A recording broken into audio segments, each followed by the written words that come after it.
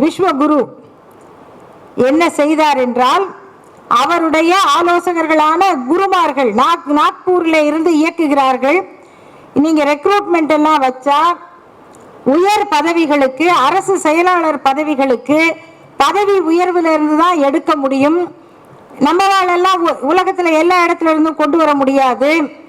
எங்கேயோ ஐஏஎஸ் ஆபீசரா இருந்தவரை கொண்டாந்து அமைச்சராக்கிக்க முடியும், ஆனா அரசு அதிகாரியாக ஆக்க முடியாது. அதுக்கு அரசியல் சட்டத்தில் இடமில்லை என்றாலும் நாங்கள் லேட்ரல் என்ட்ரி மூலமாக அரசு செயலாளர்களை தனியார் கம்பெனியில இருந்து கூட எடுப்போம் என்று இந்த அரசு அறிவித்தது, விளம்பரம் வந்தது.